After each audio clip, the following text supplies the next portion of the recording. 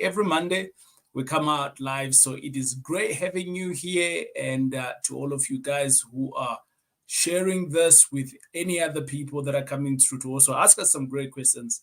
I really appreciate you. And today, we are going to have, I think this is a very sentimental day for me.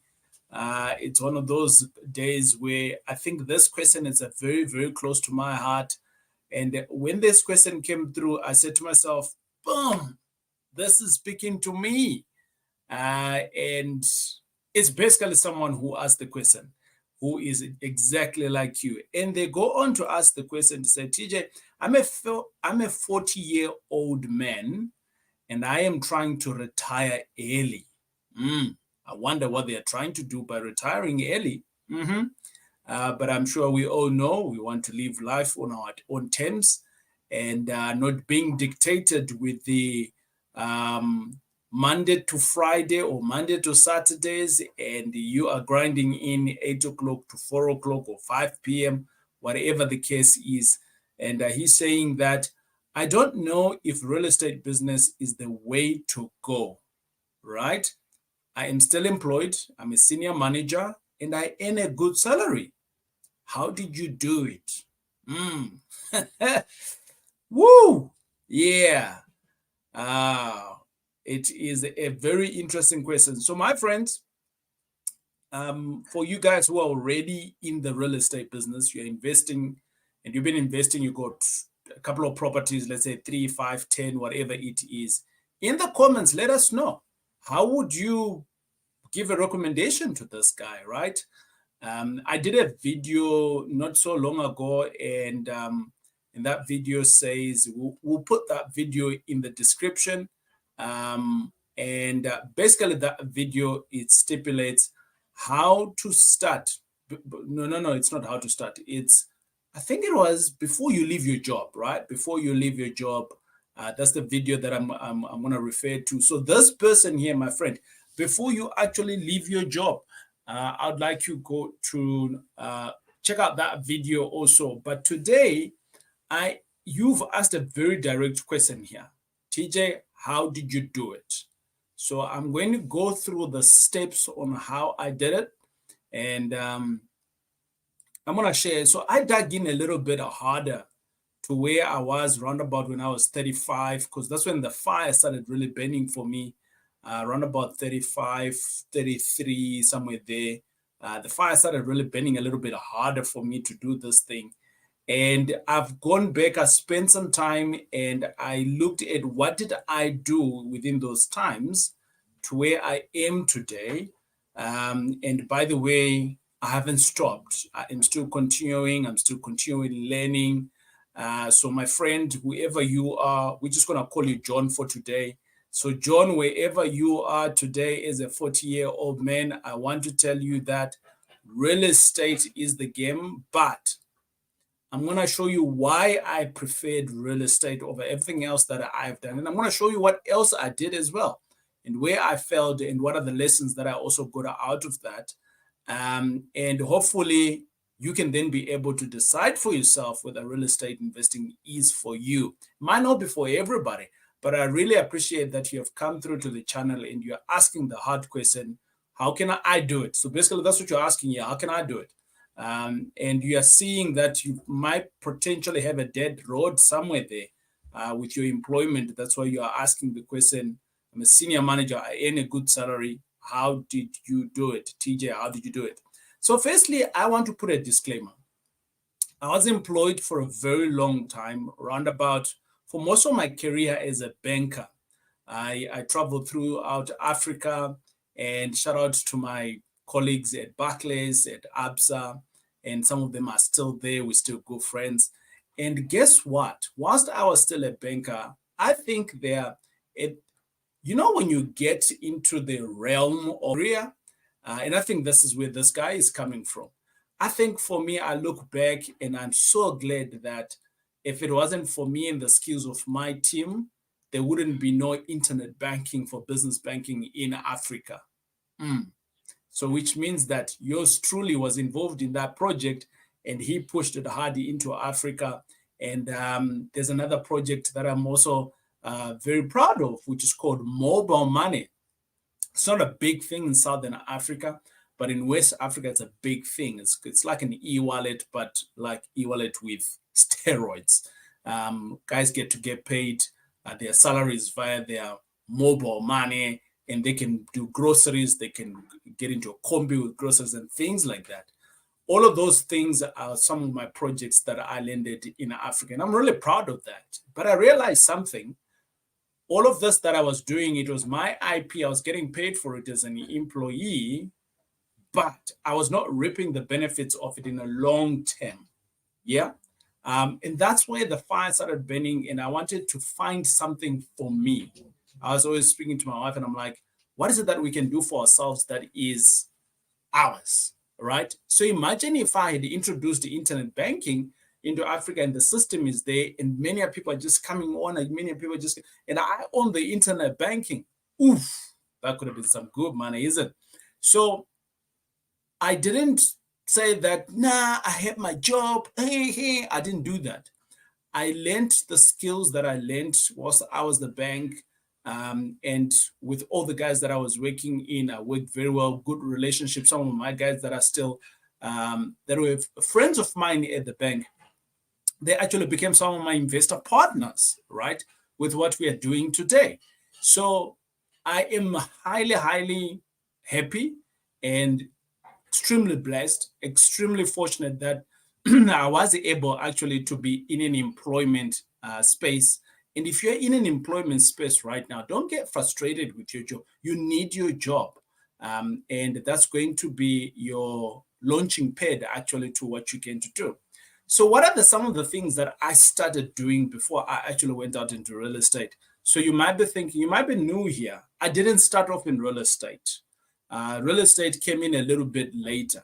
There's some other stuff that I tried. And like any other person, this guy here, he is saying that he's a 40-year-old man, right? And he doesn't know whether the real estate is that thing for him. So what is it, the other things that I tried? Whilst I was a banker, I had side hustles. I did so many things. And some of those things is, you may know some of them, but you may not know some of them. Today is the day that I'm going to give you a little bit more, all right?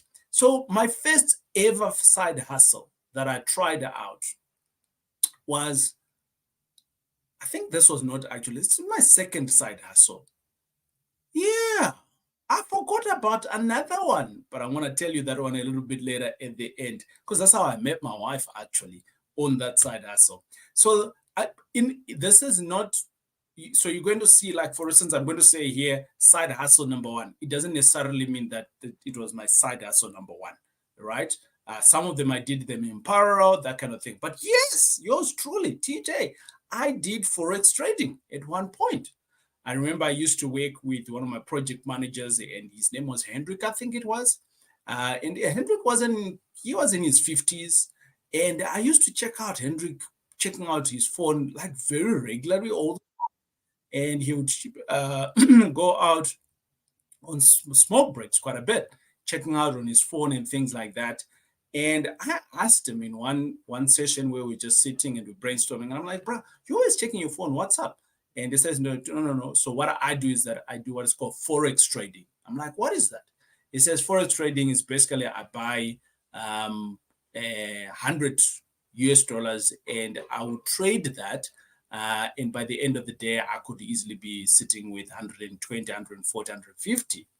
So I'm like, whoa, in a day, how do you get that right? So I'm like, okay, I want in. So he opened up an account for me, and there was a Forex trading platform, which is basically a dummy.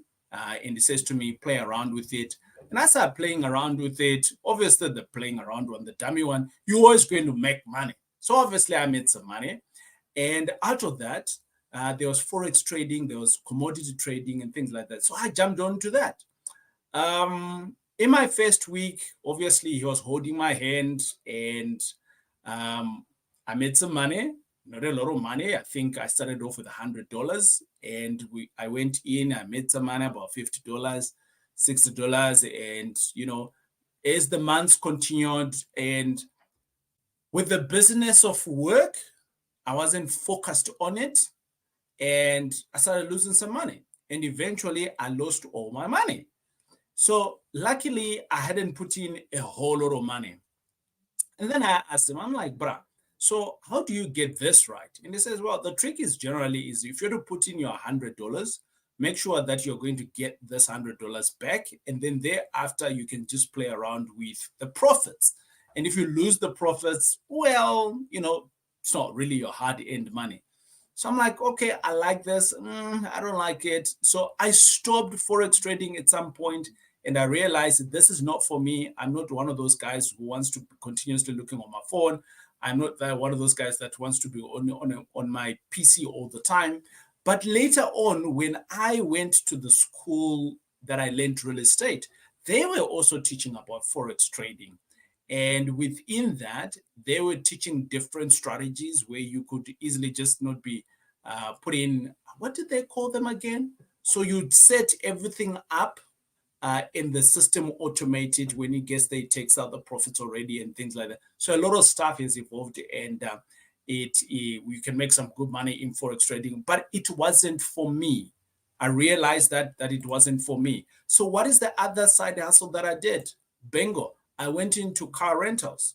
How did I get into car rental? Simply put, I saw a car being sold for around about 30 grand. I'm like, A couple of days ago, there was someone else who was asking me that they could rent out my car. So I went to buy that car and I started renting it out for around about 5 grand. And I realized, whoa, there was other people. I put out an advert on Gumtree. There was like 60 people that reached out to me that were looking for cars. So what did I do? I went in and I started buying cars from using the bank's money. So I'd buy, let's say, a Polo Classic, a Polo Vivo, that kind of thing. I'll be paying around about 2,000 Rand, and I'll be renting that car for 5,000. So if you had to take my 2,000 plus my insurance of 1,000 and my tracker, I was making plus minus 1,500 on every vehicle. At a point, I'd run about 55 cars on the road. Okay. However, some cars, like I'm in South Africa, so I'm not going to tell you that, hey, nothing ever happened. No, something happened. Well, some of the cars that we had, they were with clients, they had tracker, they had insurance, bingo, they got stolen. So out of my 50, 55 cars that I had, we've got around about 3 cars that got stolen. And of those 3 cars, I was able to retrieve 1. The 2, we were never able to retrieve them. We were never able to, tracker couldn't track them down. And basically, I then realized that, hold on, this is a good business. I'm making 1,000 Rand for every vehicle, maintenance and all of those things sold at average. But this is a moving asset. And it's also depreciating. Is it a good business for me? I realized not really. It's not a very good business for me, especially for a guy who's coming from no money. How about if I'm to use the same amount of money and buy real estate?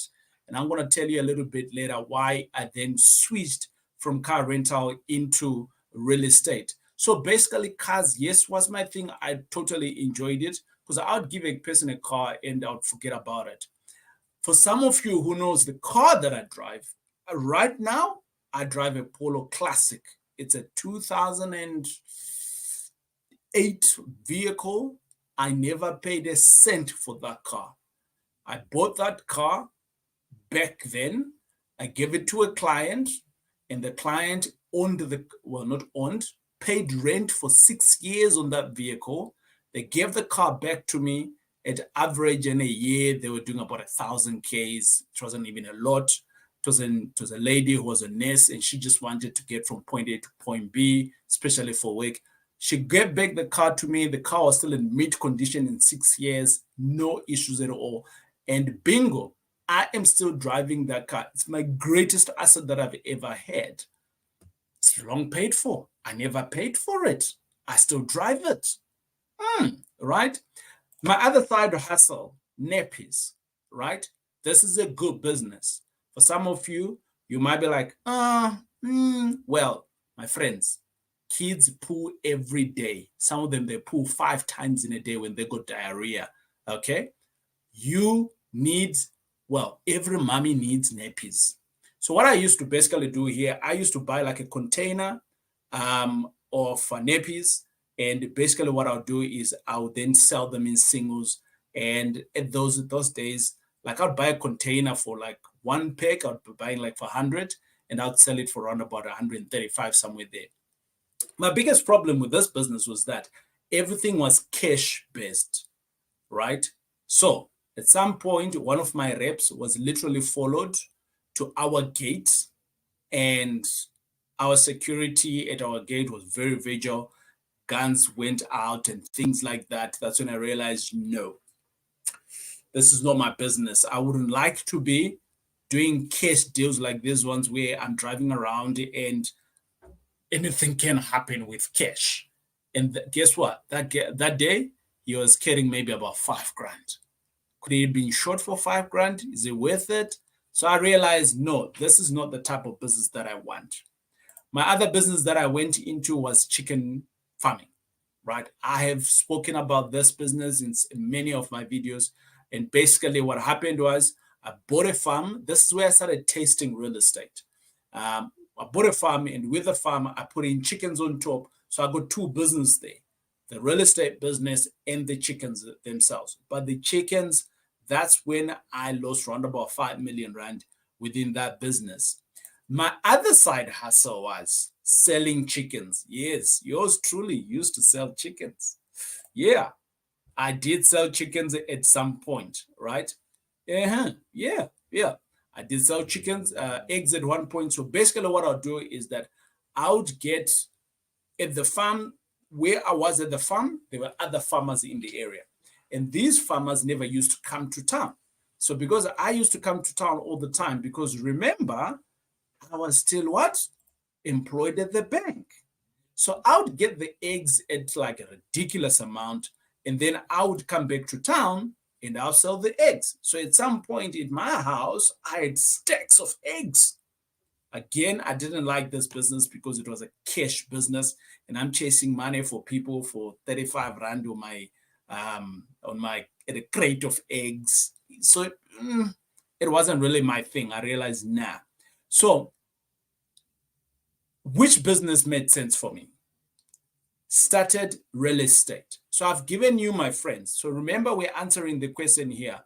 How did I start? You can see here, I tried multiple things, and I started seeing what works for me and what doesn't work for me, right?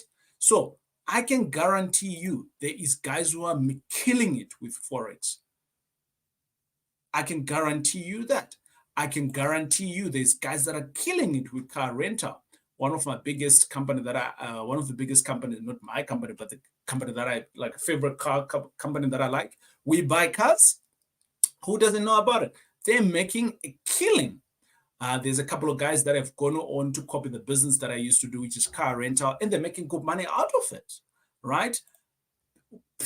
Nappies today, they're still being sold. It's still a business. Chicken farming, we're all still having Nando's, KFC is still around. Who else? All these other brands, chickens, you still having chicken at your house, which basically means that someone else is farming. So it doesn't necessarily mean that if this business is not for me, it doesn't mean that it doesn't work. I just didn't go deeper in it. So today, I want to answer the question where you said, TJ, how did you do it? I've given you the backstory here of how I got there, right? Doing different things. Now I'm going to show you now how I started diving into real estate. I'm hoping that it's going to give you some lesson, right? And how best you can also start. The first thing that I did is that I went out at a seminar. And within that seminar, Robert Kiyosaki was supposed to be pitching up, but he didn't pitch up. And I eventually saw this guy called Leroy Slava, who's now a good friend of mine. And at that time, he was working for the company Legacy, which Robert Kiyosaki owned. And they were basically selling products on how best you can learn how to invest in property. So they're a school, right? And they're doing seminars. With these seminars, there you get there, And basically they'll say, we can teach you how to do it. My wife and I, we then signed up. When we signed up, we got educated on how to do it. So basically what I'm saying to you, find a school and get educated before you start to do anything. All of these things that I started doing before, I never went to school for it. Nothing. Forex trading, nothing. It was a bro of mine at work who was teaching me how to do it on the side, right? All of these side hustles, I never went to school for it. All of these side hustles, I fell dismally in it, except car rental. Why did I win in car rental? I had a good mechanic who became also my mentor in it. My mechanic was a mentor, and he had been in, he owned a couple of combis that he owned in his previous life, and he went under. So basically, he started teaching me, right, in the car rental business. He started teaching me what he did wrong in his business. And with that, I started doing right in my business.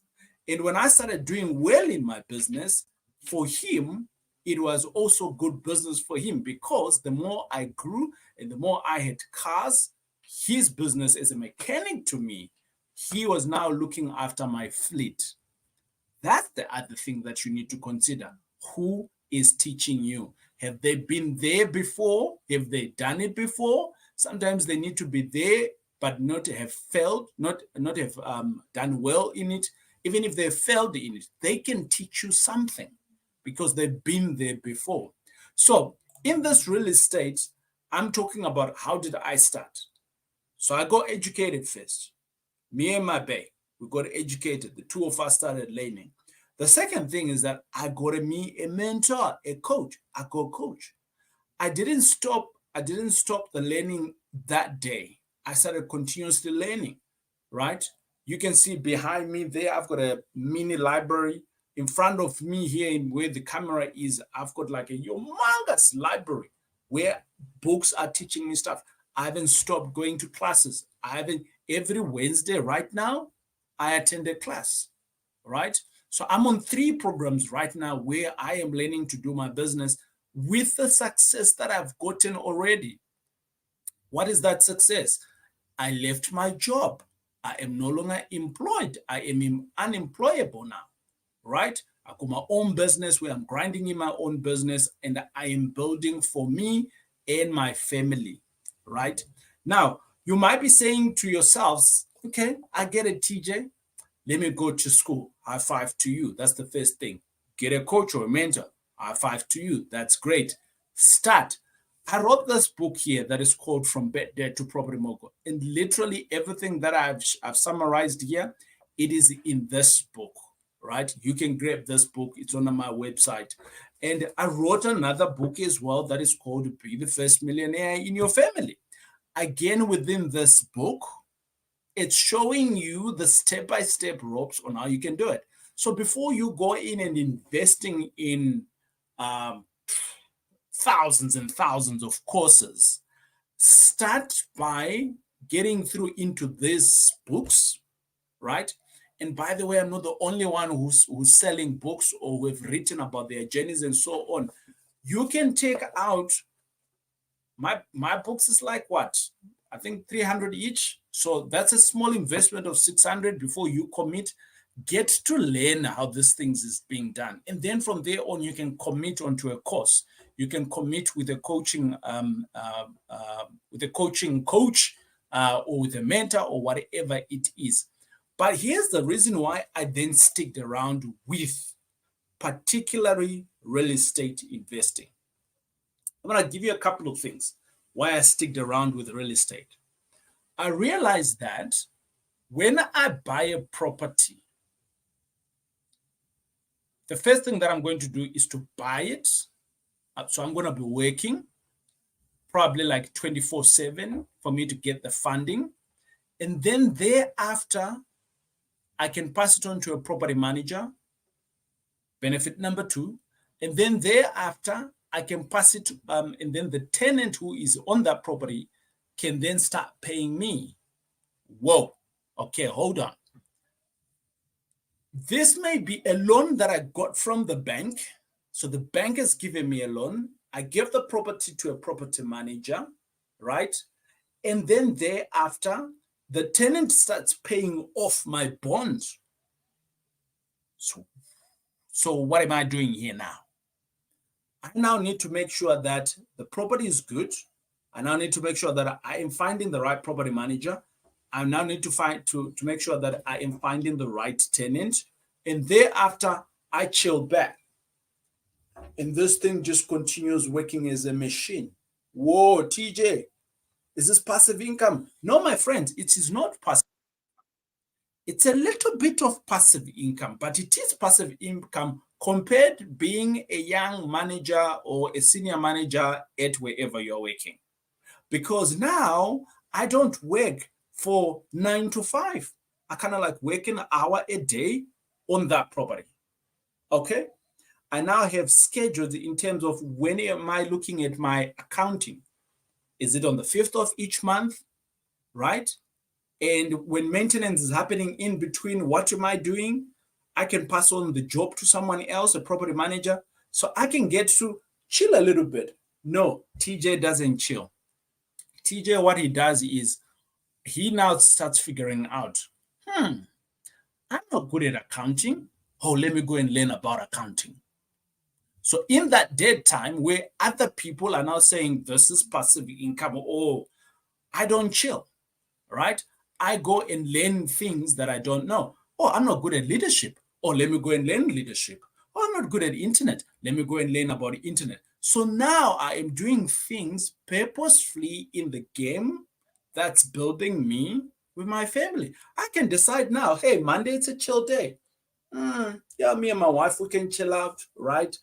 Because the real estate is paying us. Those are some of the reasons why I chose real estate. Because I can buy property number 1, number 2, number 5, number 10, and all of them, I can still use the same recipe. Get the money from the bank, it's other people's money. Get a good property manager, get other people to pay off your bond for you or your loan. And then thereafter, you are making sure that all of these things are happening and you get to chill. But hold on, it's not just about chilling. When you are buying for the first time around or you're buying your property, you need to be making sure that the property is going to give you money right at front, right in the front. So a lot of us, we go and buy out there. Many developers, I am talking to you specifically, Mr. 40-year-old, because you are asking, how did you do it? You never heard me saying that I went to buy a property from a developer. Is it a bad thing to buy a property from a developer?